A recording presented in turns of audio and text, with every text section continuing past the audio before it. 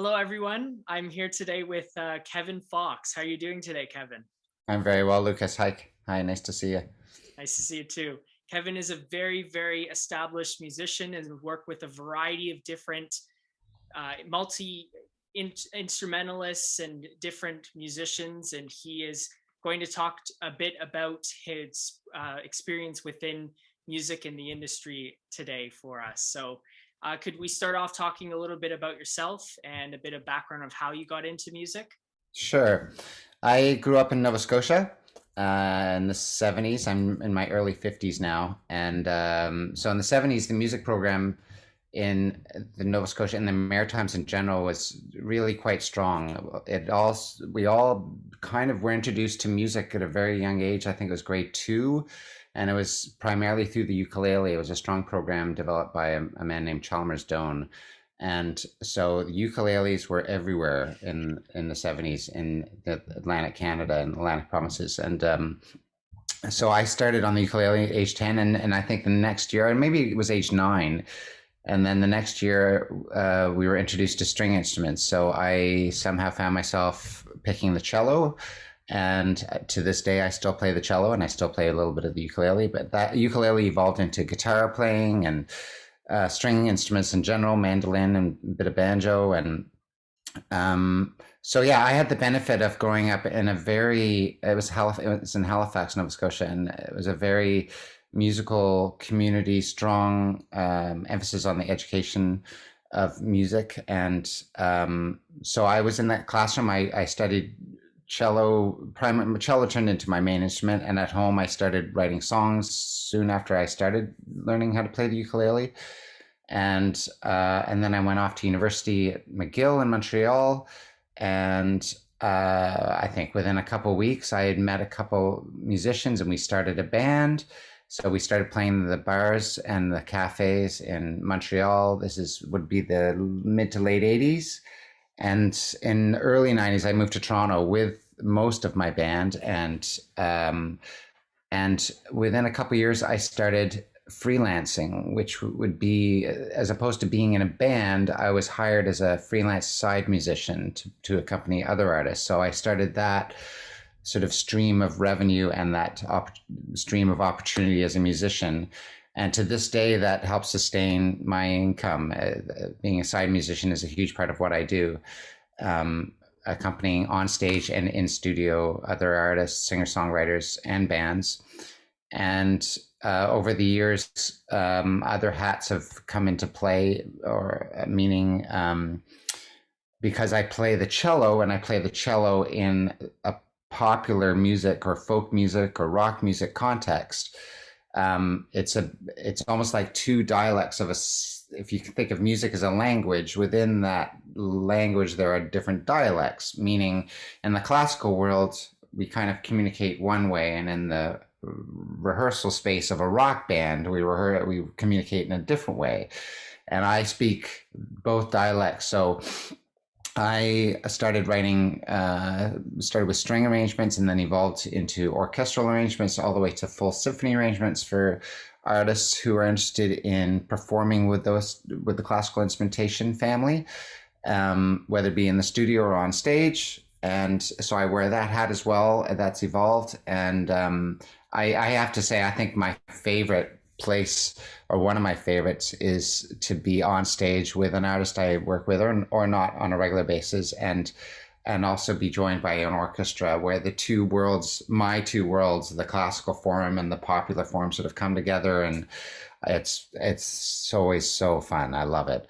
And the same applies for when I'm recording orchestration for a pop song in the studio. I just love it. And then I also wear the hat of a producer, meaning I produce my own albums in studios, and I also produce other artists' albums in the studios, and then I also produce shows for stages. If you think of the performing arts centers that we have in all communities, like the Oakville Center for Performing Arts, I'm not entirely sure, I can't remember the exact title. On those stages, the directors of the theaters invite artists to come and perform, but sometimes we create multi-artist events, let's say, as an example. So an event like that needs to be organized, or another word, produced. So I am also involved in producing shows that go on those kinds of performing arts center stages as well. Yeah, so that's the main. Like, it's interesting because I'm just redoing my website, which I haven't really spent much time looking at in the last 10 to 15 years, and a lot of the technology has changed. It's so much easier to build your own. So I've spent the last week building my website, which meant sort of categorizing what I do, right, and sort of figuring out how I want to present it. So it's at the top of my mind right now. So I have the solo artist category, I have the side artist category, and under the side artist, there's, you know, studio and stage, and then there's the composer arranger category, which I talked about, and then the producer category, which I also talked about. So those are the four main things that I do, umbrellas that I sort of work under. But in general, you know, I'm an artist and I love working with all kinds of artists and all types of music. So I'm, like all of us freelance musicians or artists, it's rare for me to say no to any opportunity, you know, whether it be for financial reasons or just it's innate also to just seek out or to take advantage of any opportunity that's presented us, you know. Like, I think as an artist, we're always hungry for something new in a way, and you know, something to a new source of inspiration or a new opportunity to flex your the muscles, you know. As I said, I'm in my early 50s, so I've been doing this for a while. So when a younger artist calls and says they want to have a cello involved or a string ensemble involved, I get totally excited because I'm introduced to new music and I get to incorporate my voice into that music, whether it be just a solo cello part or multiple cello parts, or no, it's a joy. So I've been talking for a while here, but I just want to sum up by saying I feel like I'm one of the lucky ones. I remember when I went to university at McGill and I was in a residence for my first year, and I remember being surprised how many people I was sharing that building with who weren't driven by an inspired career in mind. You know, they didn't necessarily know not exactly, or just generally what they wanted to do for a career. I'd been given this gift at around age 10 of music, and I knew, I've always known this is my voice, this is what I get to do. As long as I can sustain my livelihood and that of my families and help contribute to, you know, sustaining our family along with my wife, then I'm happy to continue doing it. You know, I consider myself lucky to be able to do that. And not to say that music's always sustained my income. Like, I had to supplement back in early years, and I'm not opposed to having to supplement down the road if it comes to that. But there's teaching as well too. I also do some teaching, the cello and guitar as well. Wow. That was a long-winded answer. That's incredible. I really love to hear that you're so involved in and even now within sort of the industry. From what I've been knowing, it's so important to have being as diverse and versatile as you mentioned. So that's incredible.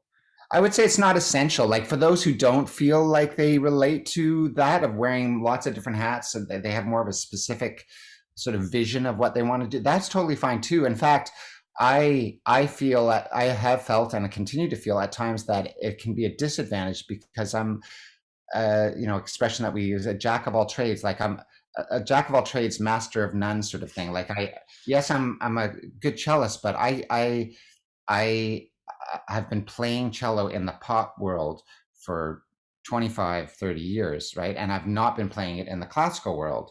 It's not like I could go audition for the Toronto Symphony Orchestra right now and get the gig. Like, it would take a year or two of me rehearsing, shredding to get those kind of chops, the classical chops back. And so I've devoted my energy to lots of different things. And some could argue that if I devoted it to just one, then I would be superior at that one, if you know what I mean, as opposed to, you know, dabbling in all kinds of different things. There's pros and cons to both. I wouldn't have it any other way. I many times have said I could not throw one of the hats that I wear away. Like, I I love what I do in large part because I do lots of different things, you know. So, and that comes with pros and cons. And but in general, the experience that it's offered me is invaluable. You know, like the opportunities that have been presented over the 25, 30 years are still with me. So I carry that with me at every studio I walk into, or every stage I walk onto, or whenever I meet a new artist. That's what they're getting. That's what they're hiring. So I'm really fortunate.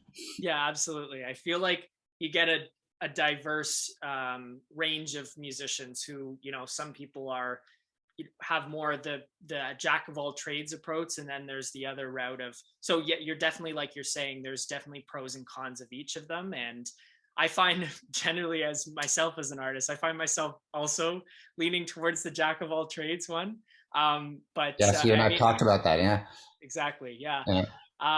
Which is kind of cool. So I'm actually fascinated as well about, so you talk about, you know, solo artists, this sort of side artist part of you, and how would you go about, for young musicians that are interested, you know, building those connections in terms of developing sort of more of a side artist career?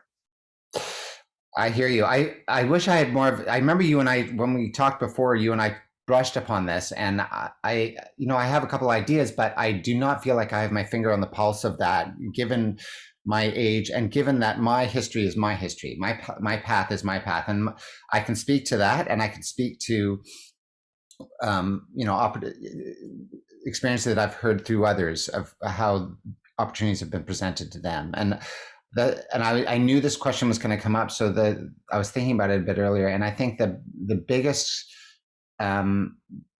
sort of go-to word that I can think of is community, because everything that we do revolves around working with others. And, you know, of course, there are artists that play all their instruments themselves and have a studio at home, and they can do it all by themselves and then release a product into the world, and no one else has really touched it other than them.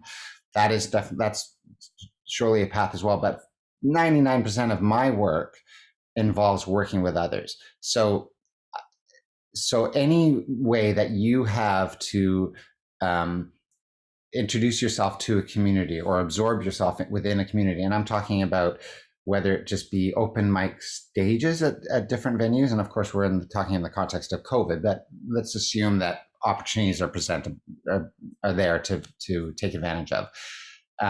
So you have the open mics. There's courses that can be taken at various colleges, or even studios offer courses, like Metalworks in Mississauga offer classes, and Coalition in Toronto, which is a management company, offer classes. Through those kind of opportunities, or I'm talking about as far as the colleges, Harris and, you know, beyond, through those opportunities, those kind of classes or open mics, you're going to meet other people, and you're going to meet other people who are more experienced than you, but you're also going to meet other people who are right there beside you at the same point in their path, right? So to have a sense of community, to have a sense that you aren't alone in this journey, that is invaluable in anything that you do in life. Just to, you know, if you're having a bad day, knowing that someone else can relate to that bad day just makes it feel a little less impactful, right? So it's no different than that. So it's not necessarily easy, but to know that you're traveling that path together, or to have someone to talk to about it, or that person may have ideas and say, hey, I played an open mic down in this venue and I highly recommend you going. Just that sense of community, so you have someone to talk to about it, and it goes a long way. So the community is everything, in my opinion, and also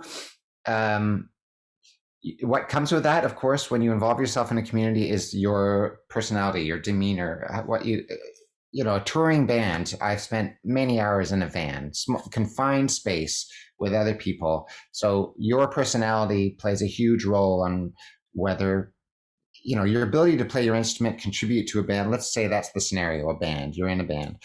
Your ability to play the instrument, of course, plays a huge role in your need to be in that band, but the personality you bring with that instrument is just as important. No one wants to work with someone who's difficult to work with, right? So you could be the best guitar player in the world, but if you're difficult to work with, that makes it much, much more difficult for you to be hired again, you know? So keep that in mind. The other thing is confidence. You know, the extreme of someone who lacks confidence is someone who has a hard time taking their work outside of their home, outside of their bedroom, you know, to say, hey, this is what I do. That's a scary thing, right? It takes a bit of confidence to say, hey, look at me. And believe me, I'm a solo artist as well, right? So that is all about like, hey, look at me. I have something to offer. I'm actually a product. I have something to sell you. That takes a certain type of personality, and I'm not one who completely relates to it, but I believe in it's part of being a commodity. It's part of what we do. It's part of being an artist. If you're interested in actually making a bit of money because of your art, then you have to look at it as a business as well as it just, you know, an art form. Art and commerce meet. That's kind of what we do, right?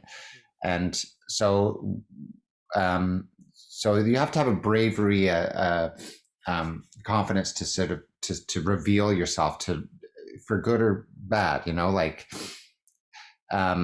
And as far as the bad goes, it's important to pay attention to the fact that, you know, the people who do approach you, the people who have constructive criticism aren't necessarily going to come up and offer that to you. So always be aware that you're going to be surrounded by people who are going to be congratulatory, but be self-critical, you know.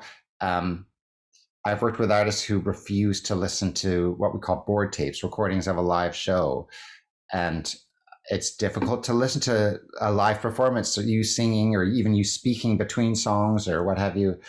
It's all very difficult, but it's all very revealing. And if you can handle it, you can learn a lot and learn quicker from reliving that experience by listening to it and going, oh, that worked, that didn't work. And so bravery goes across the board in the sense of not just revealing yourself, but revealing yourself to yourself, you know, taking a good look at what you're putting out there. And yeah, I wish I had more to offer though. Like I'm not the, you know, the 20-year-old. Like for me to offer advice to a 20-year-old seeking how to, you know, I have something to offer the music industry. How do I get out there? It's a matter of just getting in the room, and whether it be that be courses at colleges or studios or management companies or open mics. I'm sure there's other opportunities too, but that general approach of like, leave the house, go to where those people are, get yourself in the room somehow, and just introduce yourself, you know.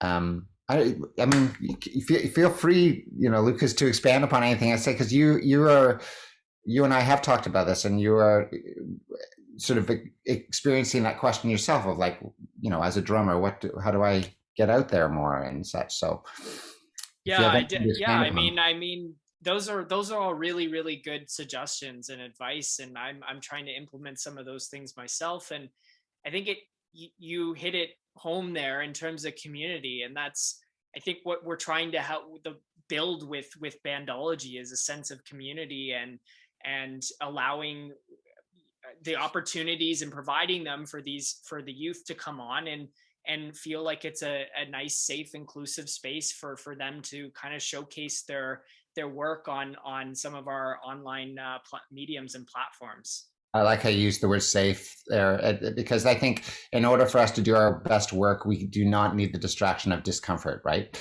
So it's not like every work environment is going to have that safe, comfortable feeling. If it persists to be an uncomfortable feeling, then it's not for you, right? And try not to take things personally and just pick up and move on, you know. And I'm glad you mentioned Bandology's camps, because that's another example where you would meet like-minded people, let alone people who are more experienced. So you get the mix of those who would have something to offer from their own experiences, and those who are in the same shoes as yourself, looking for opportunities. And so, you know, Bandology camps and other music camps that are opportunities that are out there, a fantastic way to introduce yourself to new communities, you know?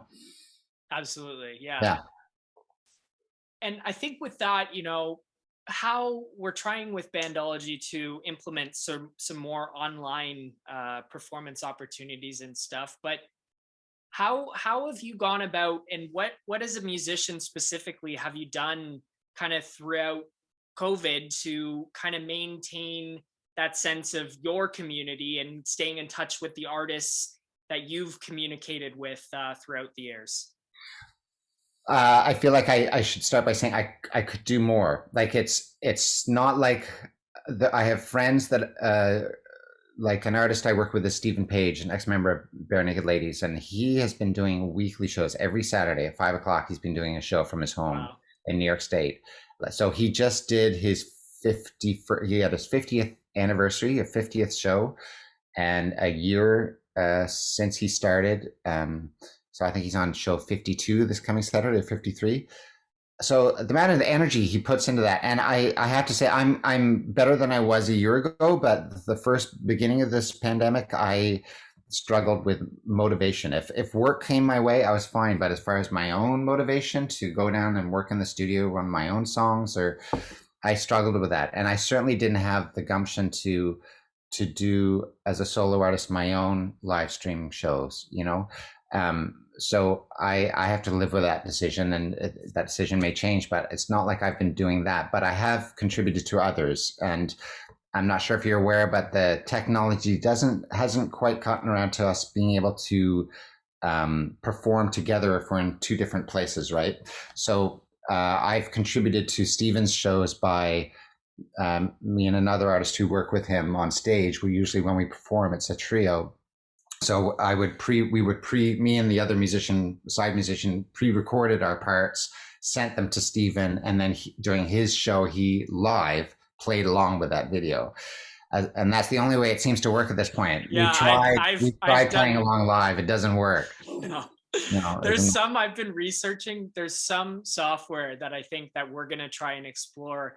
It's still a bit finicky though, right? With the latency and everything, but I've actually done that. And we're going to try, and with Bandology, we're doing a new collaborative series, which allows musicians sort of to try and get as close to that's amazing, the real deal of performing together. But obviously it's all pre-recorded. We did a great Music Monday video and for that, and we're going to continue hopefully doing that, which is great. Oh, well done.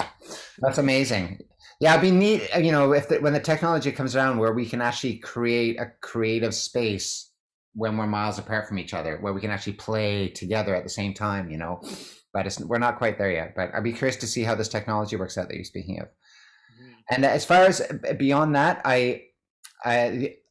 as far as me maintaining a connection with my community, it has literally been phone calls. And every week I'll choose another peer to check in with, and especially those who, you know, I have the fortune of having family. You know, I share this house with my wife and our two boys, so I have I have company doing this. But there are friends of mine peers of mine, coworkers who live alone. You know, and it can't be easy, the isolation and such. So let alone I'm also fortunate in the sense that my wife's job has been secure during this whole pandemic.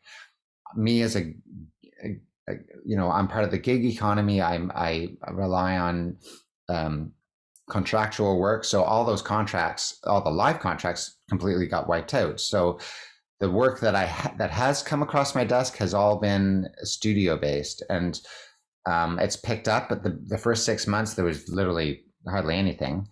And then lately things have picked up more, where I'm doing more recording here at home, and I've even gone into a couple studios in Toronto, well masked and distanced, and it's basically just me in a room and a producer and the songwriter in the console room, and where the engineering takes place. So it's safe. So I've had a little taste of work, and which I feel like it takes us always a while to get started with the work, because all we want to do is talk. Because my wife's at work during the day, and I talk to my children most of the time. So any other communication, I'm like, ah. But as far as the keeping in touch with my community, other than the work that's come across my desk, is phone calls, just touching base to see how people are doing. And like drummers, unless they have the ability to set up their drums at home, like where are they going to be playing their drums? It must be the distance from their own instrument at times, it's difficult. Or the classical players, sure, they can play their instruments, but so much of what they do has to do with ensemble work, and to not, and so much of what classical players do requires them to be consistently playing their instrument. It's to keep their chops up, and so to not have the drive, because the work is there to do that, they're left to their own devices to to practice, and it's not been easy for musicians. I consider myself one of the lucky ones because of my wife's job. We're somewhat financially secure, as well as with CERB, and I've had a bit of work come through, so I've had a feeling of productivity, and I've kept busy in other ways too. But yeah, it's not been easy. Yeah, definitely. I think, but having, said that, I think it's good that you're able to, and certain musicians are still finding ways that they can, be adaptable to sort of the situation, because I think it's important to learn as a musician to kind of, well, it's really brought up this time has kind of given everybody sort of, I guess, a little bit of a kind of perspective shift in how, they might use technology or different types of things to try and further their career, or just personal relationships and all that kind of stuff, which is— Oh, that's true. I mean, the whole technology thing, that computer-based technology, that means for us to do our work via a computer, has really come to the forefront. Just Zoom alone, I don't think that many of us had ever heard of Zoom prior to the pandemic. So and now I use it to teach, and for us to do this, and that's just one example. So you're right, technology has really been our friend during this time. And even my kids, I have my feelings about my older, when spending too much time gaming, but with gaming online, there's a community that comes with that. So he spends more time talking to his friends that way than he does in person, of course, and at least he's had that community, so there's pros and cons. Yeah, for sure. I think I have one more question in terms of, for young musicians, is there any, I know we kind of touched on this a bit before, but are there any pieces of advice that you might want to give to some young musicians who might be interested in, during this time, doing more opportunities, or just kind of trying to advance their career in any forms? One thing we haven't talked about is in today's generation, videos, and looking at our phones and videos, it plays a huge role. Instagram, photos, just that element of images and videos are huge. And one thing I've thought about doing more is just off the cuff videos of me working on a song, or writing a new song, or a version of another person's song, and just throwing more and more stuff out there. So I think I'm not the expert in this at all, but there's always value in just, we talked about bravery. If I think back to my 20s, just speaking about those in that sort of age group, like yourself, Lucas, like for me, my 20s were so much about not just advancing my career, taking advantage of any opportunity that came my way.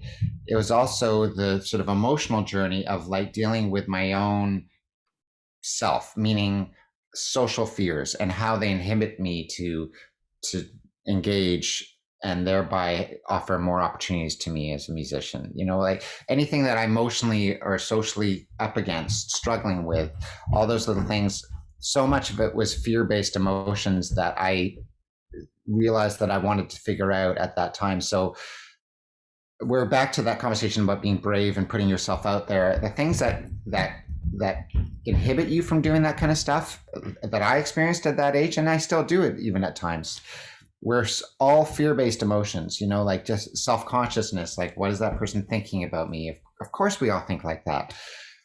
It is those things that I found were the walls between me and what I wanted to do at that age, at that time, right? So I just wanted to brush upon that, and I talk to my own kids about this, like, know that if you're in a room and you're feeling uncomfortable, there's an extremely high percentage that you are not the only person in that room to feel that way. And if it makes you feel better, as it did me at that age, to remind myself or remind yourself that that is the case, do so. Remind yourself that you are not alone if you're feeling uncomfortable, and that'll hopefully help you move forward with that bravery that perhaps you need in order to be seen. If being an artist, part of you being an artist is being seen, which for the majority of us it is, then we need to get past those hurdles, right? So I had little tricks back then to sort of help me get through those social discomforts, and I just wanted to brush upon it because it's one of those things that isn't talked a lot about, but I can't imagine, I have to believe that the majority of us have similar experiences at around that age. We leaving the house leaving our home for the first time and finding ourselves, discovering who we are in the context of a work environment. Of course, you're going to second guess yourself.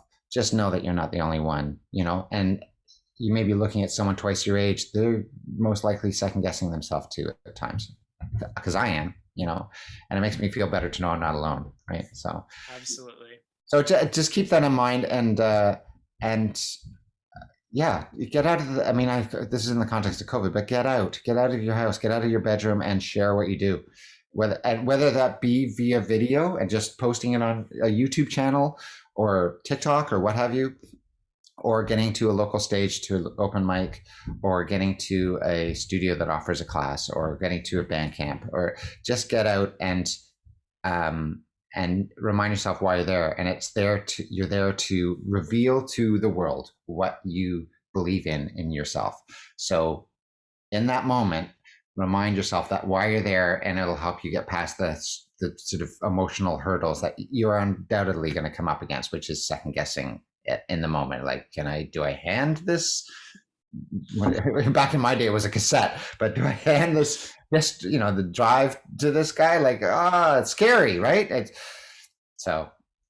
We've all been there. We are all still there at times, maybe it happens. I get visited less by that discomfort, but it's not like it goes away entirely. So not to dwell on that too much, but it's something that I think that we are all up against at times, and needs to be talked about so that you're not alone. For sure. Absolutely.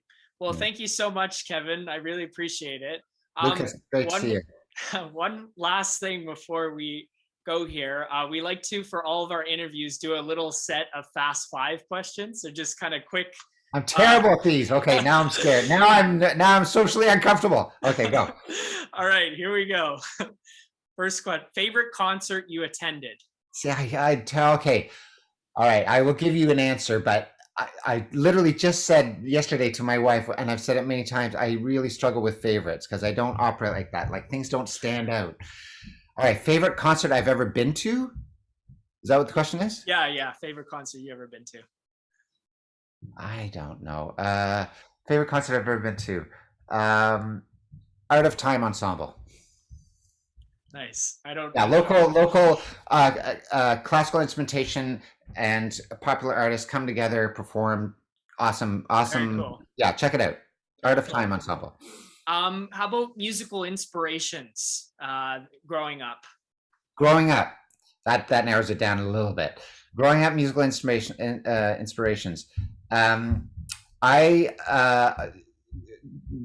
It has to start with the Beatles because of the construct that they brought to popular music. But beyond that, the use of classical instrumentation always intrigued me, whether it be Randy Newman to I'm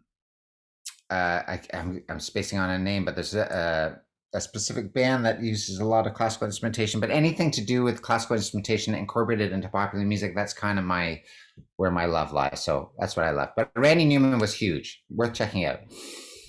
How about favorite movie soundtrack?